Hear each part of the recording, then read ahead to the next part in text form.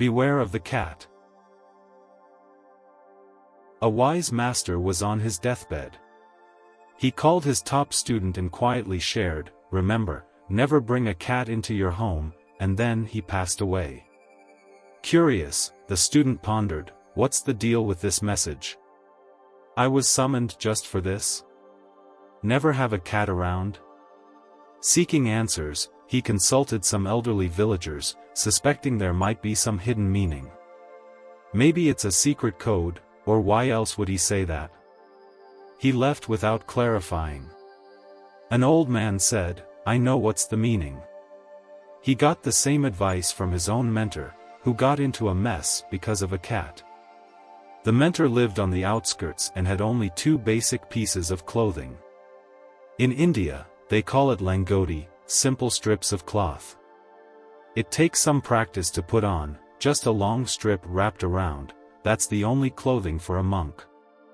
He had 2 langotis, but the problem was rats destroying them. Seeking a solution, he asked a villager, what to do about these cunning rats. The villager said, "Easy. In our village, we keep a cat. I'll get you one. It'll handle those rats, and your langoti will be safe." The monk thought, simple enough. The cat was brought in and did its job, eradicating the rats. However, a new issue arose. The cat was hungry and needed milk. Always sitting in front of the monk, hungry and looking quite pitiful. Cats, when hungry, look poor. The cat did its job and pleaded, "I've dealt with all the rats, but now I'm hungry." The monk asked again, "Now what?" "The cat sits in front of me, hungry, looking at me threateningly. I can sense the challenge in its eyes. I need some milk." The villager said, "You'll have to come daily for milk, so take my cow. I have many, you can have one." He took the cow, but new problems emerged. The cow needed grass. Back to town he went, and people said, "You're a strange one, problem after problem. Why not start growing something around your hut? There's plenty of land. We'll give you seeds, plant them, and it'll help you and the cow." So, the poor monk started sowing seeds. But more trouble, now the crops needed harvesting. As a monk, he wasn't supposed to do these things, but one thing led to another. He went to the village, "This is hard. Now the crops need cutting, I don't have tools, and I'll need helpers." The villagers said, "Listen, we're tired of you. You're useless, can't figure anything out. Do we have to solve everything? Simple, there's a widow, perfectly capable of taking care of you, your cow, your crops, your kitchen, everything. She's experienced." He protested, "But I'm a monk." They said, "Forget monkhood. What kind of monk are you? You have a cat, a cow, a field, crops, and you think you're a monk?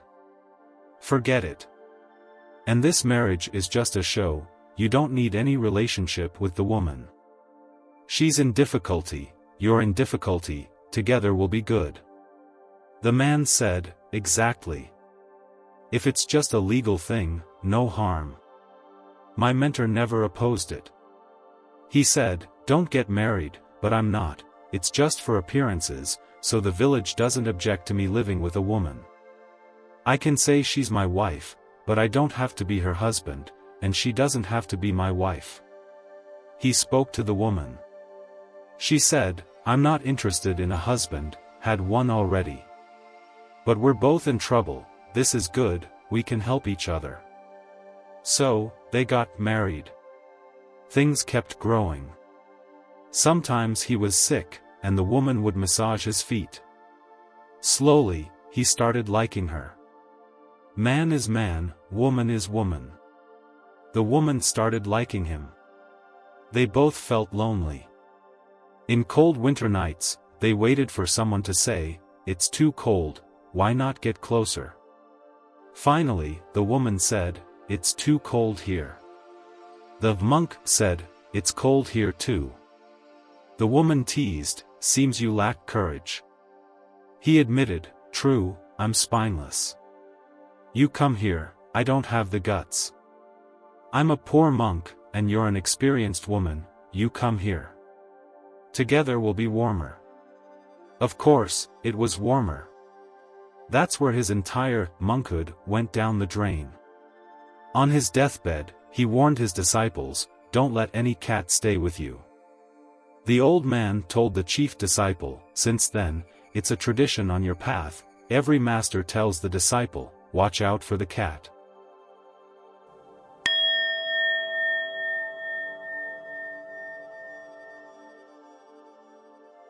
King and a Young Man.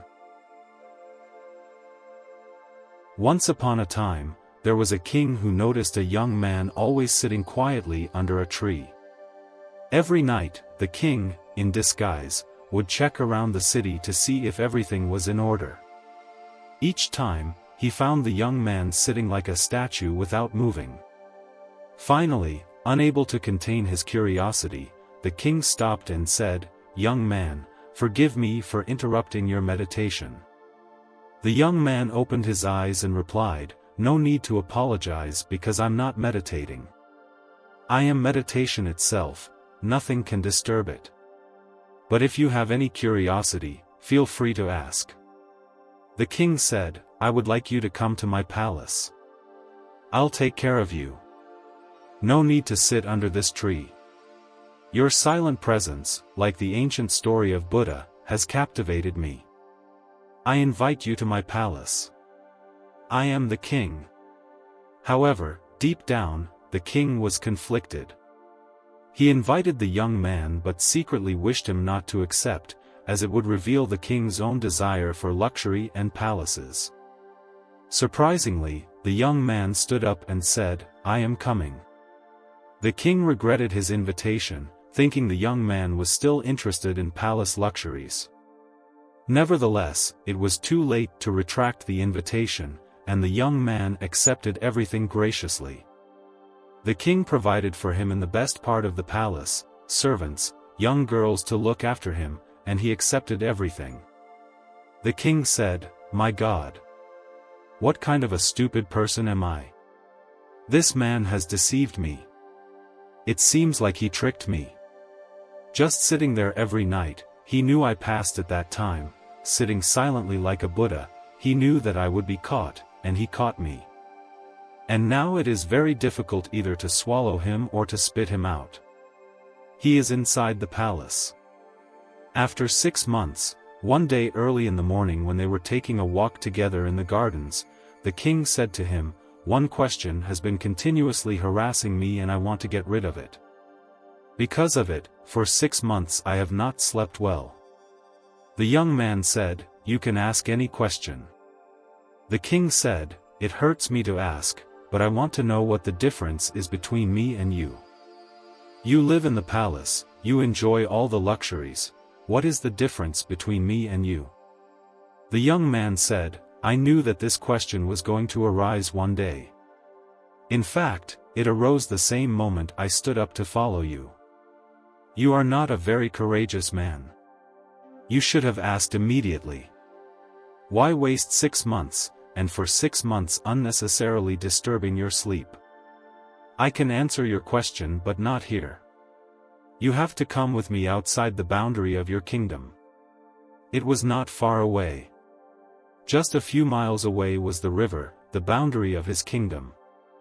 The king said, "What is the need to go there? You can answer me here." He said, "No. There is a need." Both went past the river. Standing on the other shore, the young man said, "My answer is that I am going ahead. Are you coming with me?" He said, "How can I come with you? I have a palace, I have a kingdom, I have my wife, my children. I have thousands of worries and problems to solve. How can I come with you?" The young man said, "Do you see the difference? I am going. I don't have any palace, I don't have any wife, I don't have any problems. I was as happy under my tree as I have been happy in your palace, not more or less. My awareness is the same whether I am in a palace or in a forest. The king felt very sad at his ugly mind, that he thought such an ugly thing. The king touched his feet and said, "Forgive me for thinking like this. In my own eyes I have fallen." The young man said, "No. Don't do it. Seeing your tears and you touching my feet, I have no difficulty, I can come back, but you will still start thinking, 'My God, has he deceived me again? Just let me go. The whole world is there and I don't need much, just a tree to sit underneath. It does not matter to me at all.'"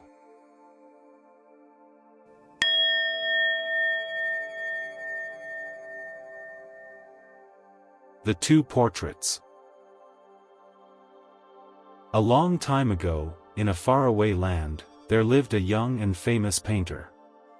His dream was to create a magnificent portrait, a portrait filled with the joy of God, capturing the essence of eternal peace in a man's eyes.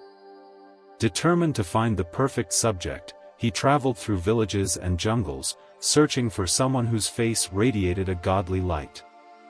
After much exploration, he discovered a shepherd with radiant eyes and features that hinted at a celestial home. Convinced that God's presence dwelled within this young man, the artist painted a portrait that became widely popular, bringing joy to those who hung it on their walls. Several decades later, as the artist grew old, he decided to create another portrait. Life had taught him that goodness and evil coexisted everywhere. Inspired to depict the complete human experience, he envisioned a portrait of Satan, a face that embodied all things wicked, ugly, and sadistic.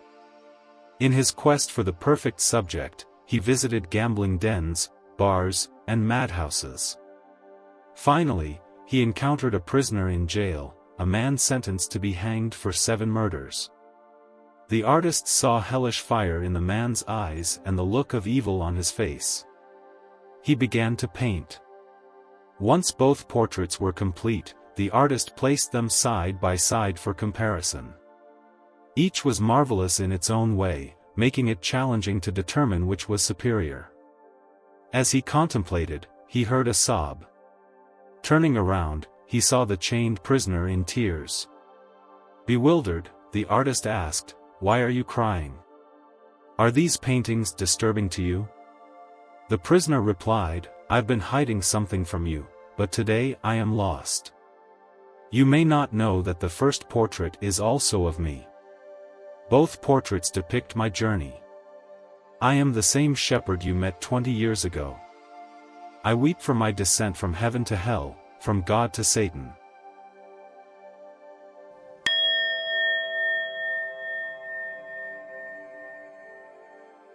Master of Silence. Once upon a time, there was a monk who claimed to be the Master of Silence. Despite being an impostor with no real understanding of Zen, he managed to sell his teachings by employing 2 eloquent attendants who answered all questions on his behalf. The monk himself never spoke a word. One day, when the attendants were away, a curious pilgrim monk arrived, eager to see if the rumors about the Master of Silence were true. On arriving, the pilgrim asked, "Master, what is the Buddha?" Confused, the monk glanced to the east and west, searching for his absent attendants. Satisfied with the monk's silent response, the pilgrim asked another question, "What is the Dharma?" Unable to answer, the monk looked up and then down, seeking help from both heaven and hell. The pilgrim continued, "What is Zen?" The monk could only close his eyes in response. Finally, the pilgrim asked, "What is blessing?" In desperation, the monk helplessly spread his hands, showing surrender. The pilgrim left, content with his interaction with the Master of Silence. He later met the 2 attendants and praised the monk's enlightenment, describing the profound answers he received. The pilgrim said, "I asked him about the Buddha, and he looked east and west, suggesting that we should not seek the Buddha in any specific direction. Then, I inquired about the Dharma, and he looked up and down, suggesting equality without discrimination between the high and low. When I asked about Zen, he simply closed his eyes, implying the wisdom of peaceful slumber in the mountains. Finally, when I asked about blessing, he showed both hands, suggesting he extends his helping hands to guide beings with his blessings. What an enlightened Zen master!